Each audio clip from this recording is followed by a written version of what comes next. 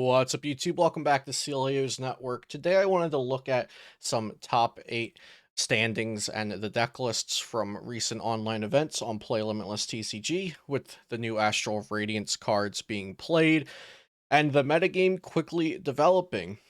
Before we get into it all, shout out to my sponsors, PotownStore.com, PokemonCard.io, Beast Coast Pokemon, CardCheaperGames.com, and my newest affiliation, Dragon Shield Sleeves. Links for everything is in the description down below, and remember to subscribe to this channel for daily Pokemon TCG content. If you want to play in these online events, it's super easy. Just go to play.limitlesstcg.com, and there's all of these events to choose from. Just about all of them are free to play, and they have varying times. It's really easy to play as well. So let's look at some events. We'll start out with the late night special from a couple of days ago, and let's look at the top 8 here. So starting at the 8th place, we have Regigigas. And I know Sleepy Dreepy scooped his top 4 or his top 8 match to a Blissey deck. We can actually look at the pairings and see which one it was. Pairings, let's see, 15. Yeah, scooped to the person who ended up getting third. Which this probably would have been a very, very good matchup for Regigigas, but Sleepy Dreepy said that they had to go to sleep for work, so they scooped that one. But let's take a look at the list. So this is going to be quite similar, if not the exact list from the Full Grip Games event, where Regigigas got top 4, and that was like the start of the Regigigas hype this past week or so. So this deck, if you haven't seen it yet, it aims to set up a board with all 6 Regis on the board, so you can use Ancient Wisdom, and you can attach up to 3 energy cards from your discard pile to one of your Pokemon. Depending on the matchup, it's going to change which one you're attaching to. You know, you have something to hit metal, fighting, and electric or lightning weakness, and you can OHKO most relevant Pokemon that are weak to these types with Choice Belt. So Regieleki hitting into Palkia with a Choice Belt will be a one-hit knockout. Regirock hitting into Arceus is a one-hit knockout, and Registeel hitting into Ice Rider is not a one-hit because Ice Rider has 2 retreat. So this does 120, and then with a Choice Belt, 150 times 2. So let's just confirm that real quick, that Ice Rider has 2 retreat. Yeah, it does. So Registeel doesn't quite get there for the knockout on Ice Rider, but Regigigas actually does with a Choice Belt if you can get all 5 energy onto it for the Gigaton break. So each attacker has a different use. You also have Regidrago, which has the Dragon's Horde ability. That's your draw support.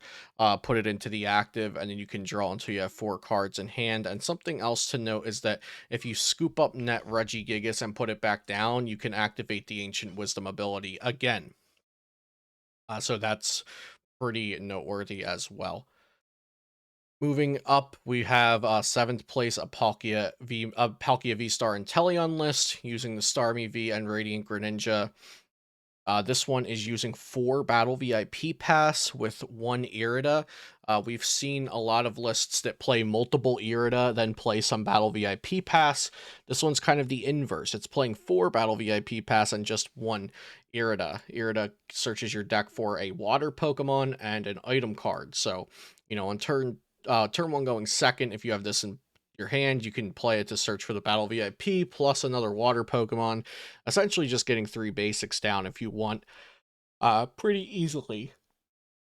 Now, a couple things omitted from this list that I think are very good inclusions in Palkia are Tool Scrapper, Leon, and Echoing Horn. Those are all very helpful for taking one-hit knockouts on things. Next, we have Arceus V-Star Malamar VMAX with Jolteon Memory Capsule. This is similar to the list that Gabe Smart got top 16 in Vancouver with, and I think it was all kind of influenced by the top 16 list from New Jersey that Grant Manley played. These newer iterations of the deck have Pumpkaboo and Crobat. and just a 1/1 line of Bibarel. I think this deck is very strong, but it has no answer to a Miltank. It just scoops to any kind of safeguard Pokemon like Miltank that can't be hit by V Pokemon. Of course, unless you count that you can use Tail Smash, but you have to flip a coin to hit it. It doesn't even one shot. So I don't really count that as a game plan because you have a 1/1 Bibarel line. They're going to knock out your Bibarel before you even knock out their Miltank. But this is a very good deck, just scoops to those decks that have Miltank included. Next, we have another Palkia list. You're going to be seeing a lot of Palkia because it is the new Tier 1 deck from the new set, and it is very good.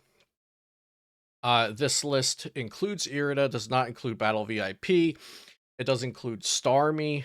Starmie Energy Spiral does 50 for each energy attached to all of your opponent's Pokemon. I think this is a good card. I think it's worse in online play because your opponent can prepare for it. They know it's in your deck. I also don't think it's quite as good as people might think because it does only have 190 HP. So even if you drop it to take a one hit on something, they can probably return hit it with some ease. And we're not going to go too in-depth on all of the Palkia lists since there will be quite a few Palkia lists. Next is going to be Mew VMAX, and there's really not much to say about Mew VMAX. It's still a Tier 1 deck. It's still getting consistent results. It's still very popular. Here we have a list with 0 new cards in it, and I think that's fine. I don't think it even needs new cards, really, but there are a few new cards we'll see at some point in some of the Mew VMAX lists. Next, we have Blissey Miltank.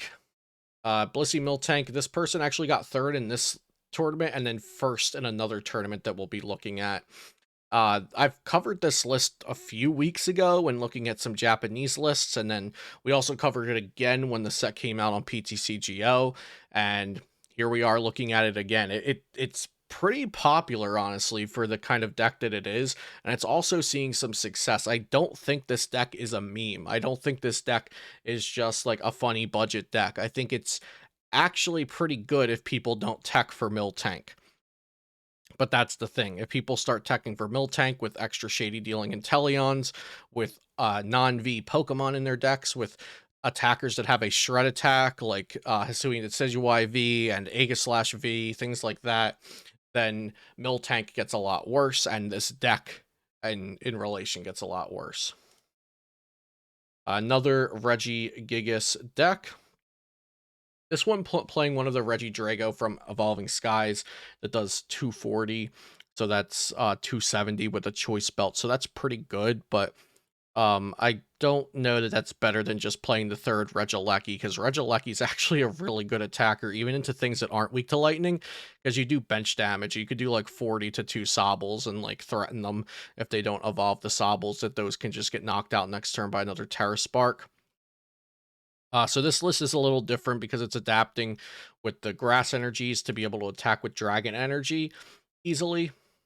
It also plays a Milo, which is a little weird. Discard up to 2 cards from your hand, then draw 2 cards for each card you discarded, but it's not that bad in this list, or in this archetype, I suppose. Also a Peony, but again, not sure if the Peony's better than just playing the standard build of Regigigas. And then lastly here we have the winning Palkia list, which I've been quite interested in. There's a lot of neat stuff in here. We've got the 4 cross switchers. And I think the 4 cross switchers paired with the double Irida and the double shady dealings in Teleon, that's all really good. 4 battle VIP pass. Not sure if you need all 4. I might like a Luminion in place of one of the battle VIP passes, because Luminion can then get Irida turn 1 going 2nd, then you get the battle VIP pass. And you can get the Luminion with Quick Ball or Ultra Ball, but this deck does only play 2 Quick Ball, 1 Ultra Ball. So this deck is not the norm, the way it's built. It's definitely built a little differently. And that's both good and bad. The Canceling Cologne is nice because you can gust up a mana fee and turn off its ability, and then Moonlight Shuriken the opponent's drizzles. You can also Canceling Cologne something like a Miltank and then knock it out. The Tool Jammer Choice Belt split. This deck was heavily teched for Miltank, it seems, because the Tool Jammer is good against Miltank if you put it on your Inteleon. because then every Miltank that comes up with a toughness cape, the toughness cape doesn't count, and you can knock them out in one hit. Whereas a second choice belt's better against like Arceus, Mirror Match, Mew VMAX, Ice Rider, etc. And then Tool Scrapper is also good in combination with Choice Belt against Arceus decks. I think Leon, Belt, Tool Scrapper all in the same deck plus Echoing Horn makes you really good against Arceus and Teleon decks and just Arceus with Big Charm decks in general. But this deck is not playing Leon, it's not playing Tool Scrapper, and it's not playing Echoing Horn. So this deck strikes me as much more of a passive build of Palkia, and I'm not sure if there's some in between where we can meet and get cards like Echoing Horn, Leon, Tool Scrapper, any of those into this deck, or if it's just too tight on space and the cross switchers and the Battle VIP pass make you able to play the game more efficiently and have more options throughout the game. So I'm still not sure if this is the optimal build of Palkia yet, because there are cards that I really like in Palkia that are missing. We might as well just take a look and see what they beat and what they lost to here. Their losses were to a Mew VMAX, and they played against a bunch of Mew. They lost to Arceus, Malamar VMAX, Jolteon Memory Capsule, which, you know, that's going to happen. They play Iridas, but they don't play any Tool Scrapper, and Tool Scrapper would probably be like their one shot at beating this deck, especially with double Irida in the deck to get the Tool Scrapper, so it's 2 extra outs in the deck for it. But they did beat Arceus Ice Rider and Arceus Duraludon. They did not play against any Arceus Inteleon, which worries me about the validity of this list, because I still think Arceus Inteleon's a very good deck, and I think, like I was mentioning, Scrapper, Leon, Echoing Horn are all really strong cards against it. Moving on to the Guard Gauntlet organized by On Guard.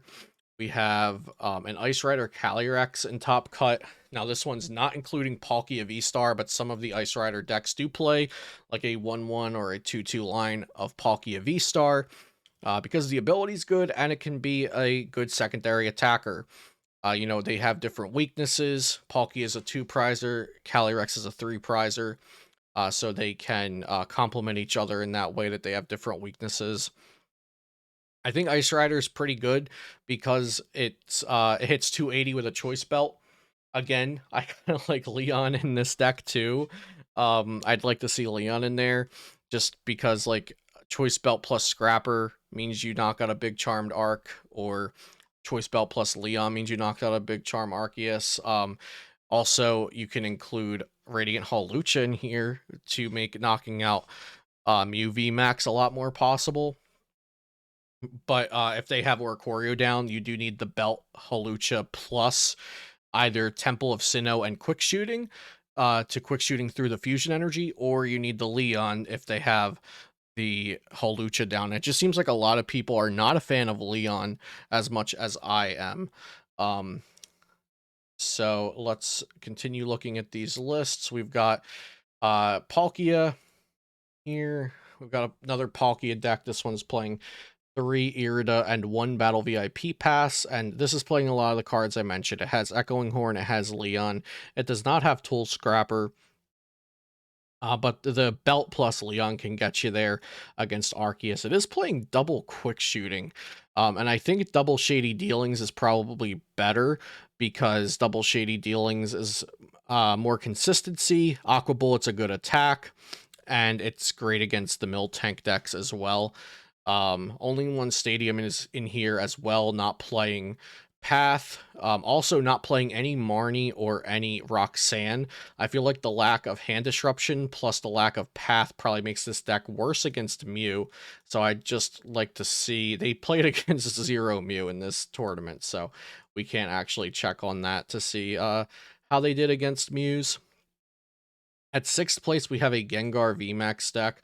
I think Gengar VMAX with Dark Patch has some validity. I still think Gengar VMAX with the Houndoom is just a bad deck. It's like a theme deck, and sometimes it's going to high roll and set up well and get there and get some placements, but I still don't really respect this deck at all. It folds to just a fighting attacker. Like if your opponent's playing like Galarian Zapdos V plus Raihan, like an Arceus toolbox deck or Inteleon toolbox, like it feels bad that you like have nothing to do against fighting type techs, and also you're a bulky VMAX, but then you're damaging yourself with Single Strike Roar and putting yourself in one-shot range of Palkia and Ice Rider, and even Mew VMAX can one-shot you with or without the Single Strike Roar damage counter. So I'm really not a fan of Gengar VMAX, but it does get results sometimes because it's just a big beat stick that high rolls.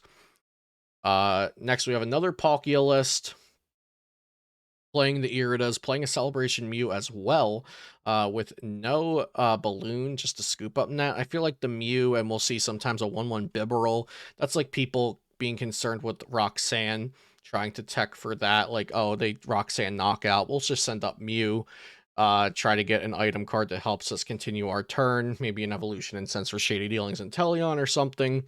Um, but I don't think Roxanne is that big of a deal right now.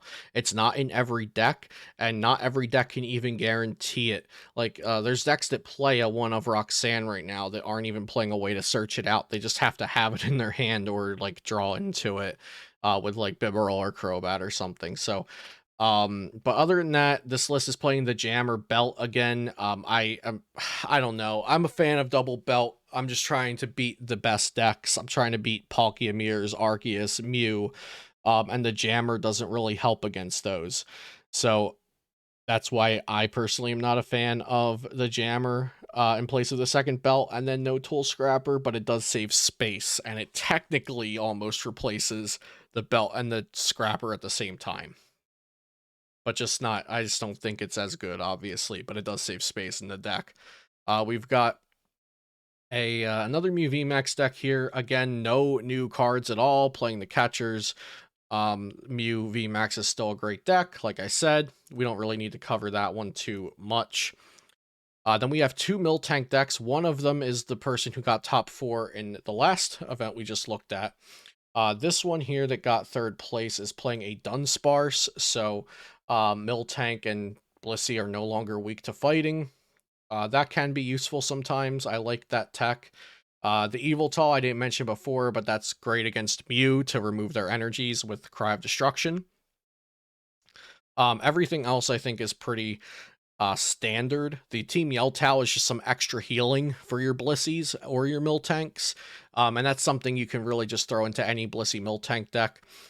Just find some cuts somewhere. You'll notice that this player only plays one Quick Ball, no Hisuian Heavy Ball. I do like Hisuian Heavy Ball, but maybe they decided they wanted some healing over the extra consistency of Hisuian Heavy Ball. Then we have Cash here with Ice Rider. Trying out the Frostlass. I've tried this a lot. I've talked to Cash about this last format. I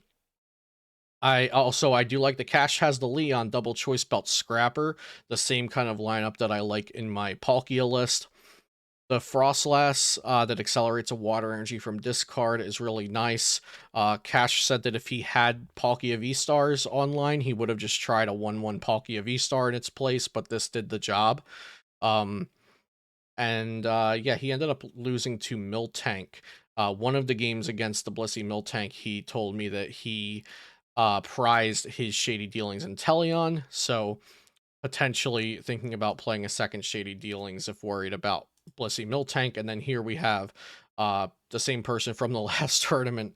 I don't think they were playing the Dunsparce in the last event that they topped, but here playing the Dunsparce, different from the other list in this event, playing the Hisuian Heavy Ball to get out one of those one-off techs, or even your Miltank or Blissey if they're prized, because you do only play 2 Blissey in this list.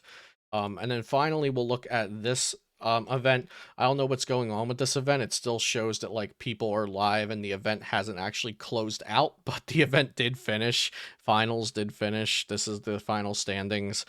We have a Regigigas in top cut, and it looks to be the exact list from Full Grip that we already looked at earlier in this video. So I won't go into detail on that. We then have two Ice Rider lists. We have in this one Choice Belt Tool Scrapper Leon, which I like. Full Path to the Peak, no. Temple of Sinnoh, which I think is fine. But I would like either Temple of Sinnoh or Radiant Hall Lucha, so you can actually get one shots on a Mew VMAX. Again, let's see. They did beat 2 out of 2 Mew VMAXs that they played. Maybe Marnie plus Path is just good enough. Maybe the Mew players didn't bench Oricorio in time. And then we have another Ice Rider list. This one is playing Radiant Hawlucha. This one is playing Temple of Sinnoh.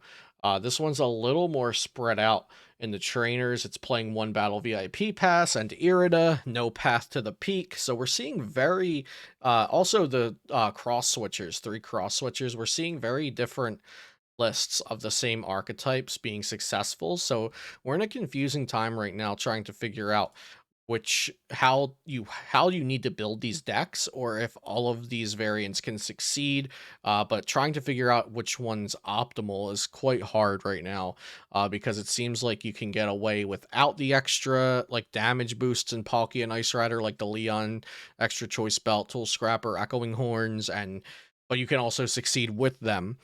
So figuring out which lists are the best is a little difficult right now, but uh that's why I'm here talking through it and giving you guys my opinions on each of them.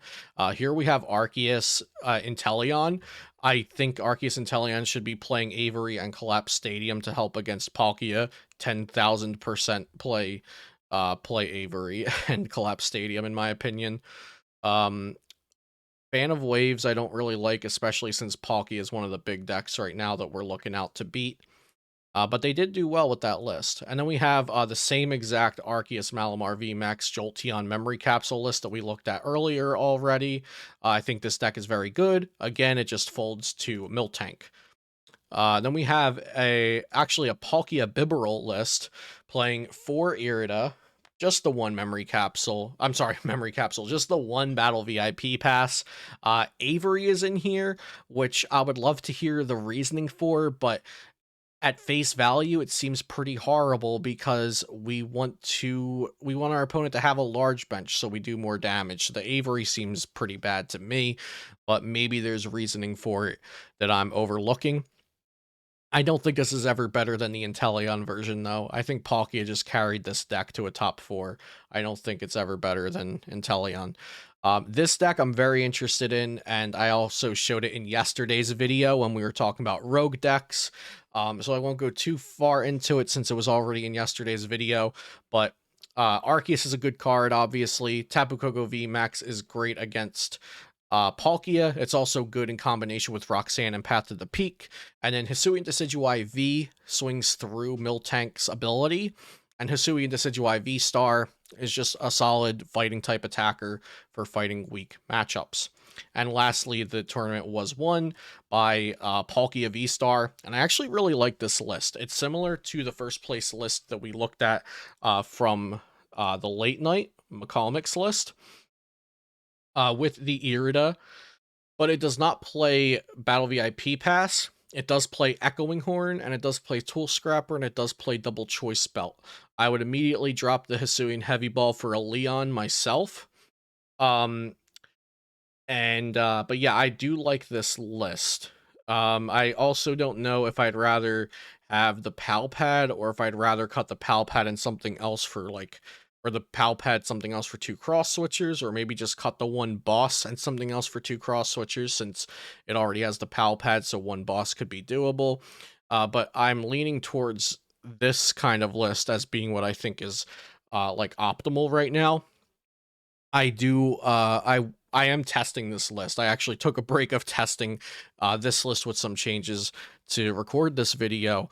One of the first changes I made was cutting the heavy ball for a Leon, but I also need to see if Leon's even necessary or if it just is like overkill in the Arceus matchups.